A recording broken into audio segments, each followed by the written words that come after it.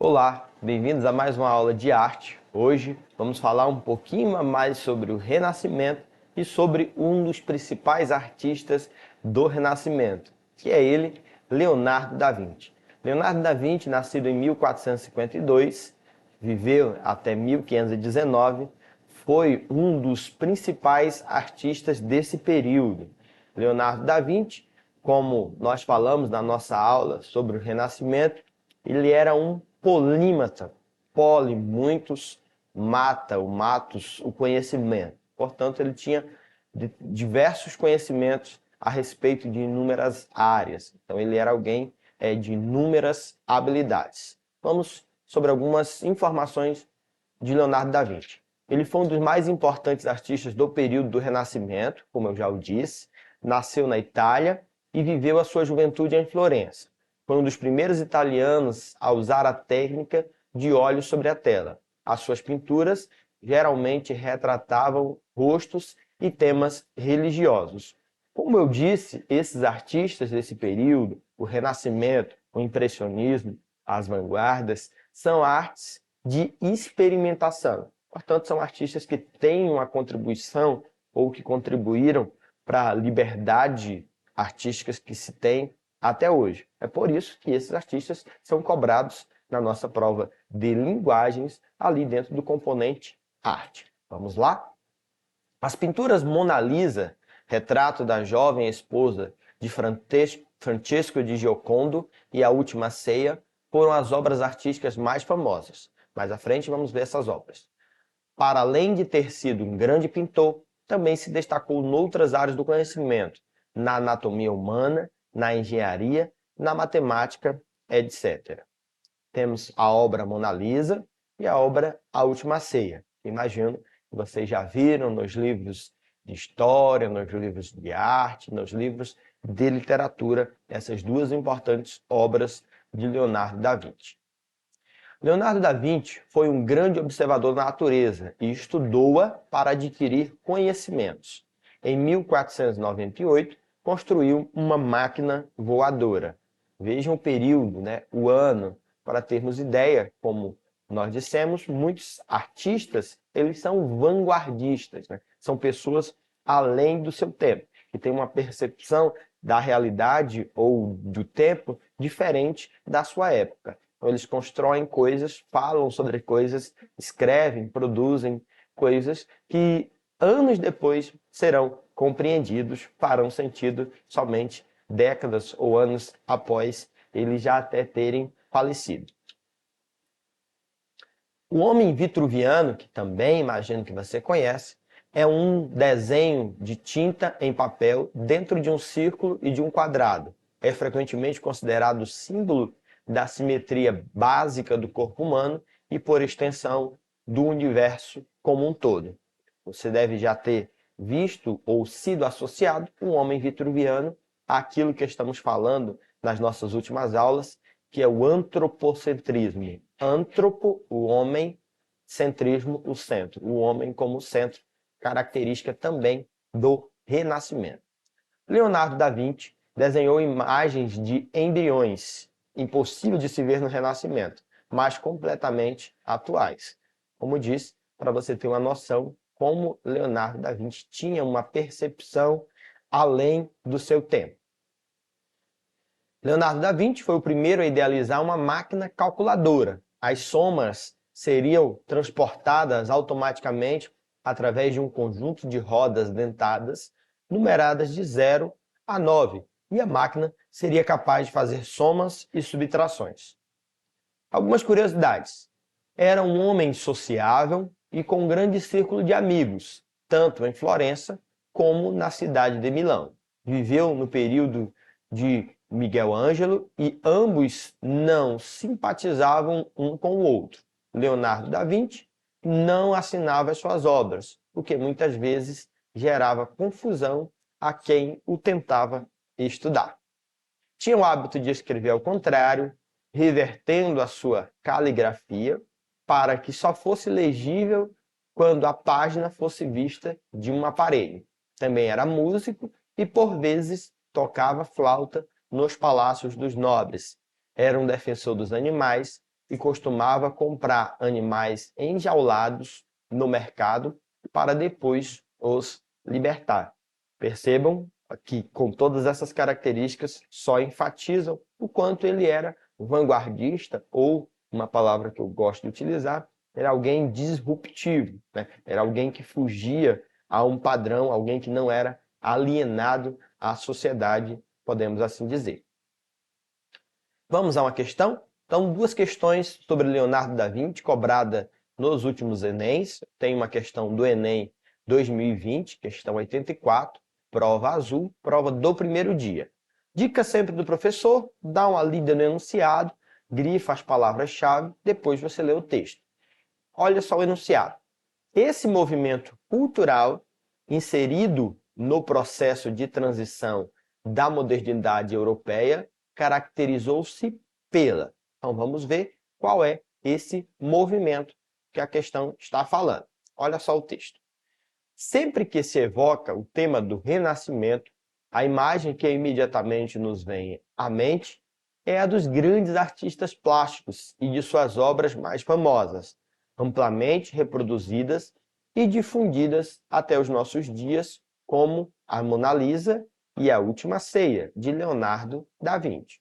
O Juízo Final, a Pietà e o Moisés, de Michelangelo, assim como as inúmeras e suaves Madonas, de Rafael, que permanecem ainda como modelo mais frequente de representação da Mãe de Cristo.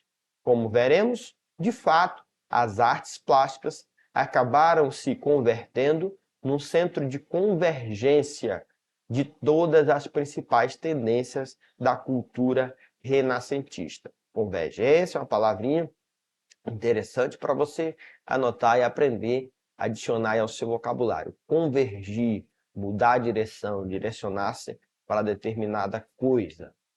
Vamos à questão e aos itens. Esse movimento cultural, inserido no processo de transição da modernidade europeia, caracterizou-se pela. Qual é a característica desse movimento renascentista, partindo aí da questão ter citado, claro, o conteúdo da nossa aula, que é Leonardo da Vinci. Letra A. Validação da teoria geocêntrica, geologia, a Terra como centro. Valorização da integração religiosa. Letra C. Afirmação dos princípios humanistas. Legitimação das tradições aristocráticas. Letra E. Incorporação das representações góticas. Para você que está estudando, revisando este conteúdo, estudando arte, associando a literatura, tem uma palavrinha-chave que aparece até em uma das obras que nós citamos. Eu citei o antropocentrismo, característica do Renascimento. Portanto, eu tenho uma palavrinha-chave em uma das letras que você conseguiria acertar essa questão facilmente. Vamos lá? Temos A, B, C, D ou E. Você que pausou aí talvez o vídeo ou está acompanhando a nossa aula e que marcou a letra C, é sim a característica desse período, a afirmação dos princípios humanistas. Vamos a mais uma questão? Uma questão puramente sobre Leonardo da Vinci. Essa é uma questão da Universidade do Estado de Santa Catarina, uma questão específica sobre Leonardo da Vinci, e é uma questão padrão Enem, portanto eu trouxe para você treinar aí seus conhecimentos a respeito desse importante autor do Renascimento. Vamos lá. Temos o enunciado ali embaixo. Em relação à afirmativa acima, já iremos ler, assinale a alternativa correta. Olha só a afirmação. Leonardo da Vinci, o ano de nascimento e falecimento aí, como já comentamos na aula, é um perfeito representante do espírito renascentista, homem empenhado em conhecer leis que regem a natureza e em transformar o conhecimento em técnica, o que o levou a interessar-se por matemática, artes, engenharia, arquitetura, medicina. Em síntese, ele representa um período da história conhecido como Renascimento. Se você fosse fazer essa prova desta universidade, lembraria da nossa aula desses aspectos do Renascimento e, claro, desses aspectos de Leonardo da Vinci. Vamos às alternativas. Letra A. Leonardo da Vinci, além de interessar-se por vários aspectos da realidade, procurou conhecer o corpo.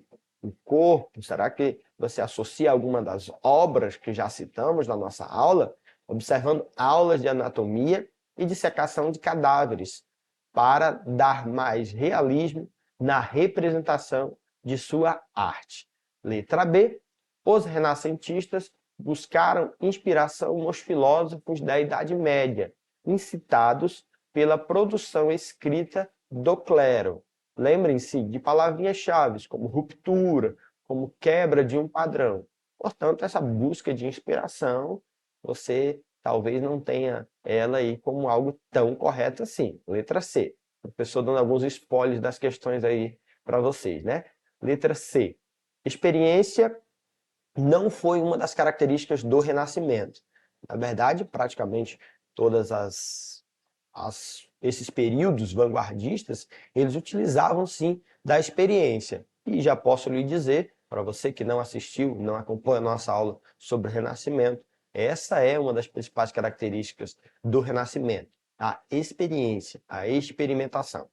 Letra D, a produção de novos conhecimentos era feita por homens que não tinham ligação com o poder político ou econômico. Em geral, eram independentes e faziam seus estudos sem nenhum auxílio financeiro. Antes de comentar a letra D, vamos ler a letra E. Letra E, Mecenas foi um estadista renascentista, daí o nome mecenato. Não, lembrem-se, nós comentamos sobre os mecenas, que eram uma espécie de patrocinadores desse período, desses artistas. E acabavam que esses artistas presenteavam, davam as suas obras para esses patrocinadores, que eram políticos sim, e a letra C fala sem auxílio financeiro, não é verdade. No Renascimento, temos sim esses patrocínios, esses auxílios. Com todos os comentários do professor, fica bem mais fácil você responder a essa questão, correto? Então temos letra A, B, C, D ou letra E. Para você que marcou, letra A é sim.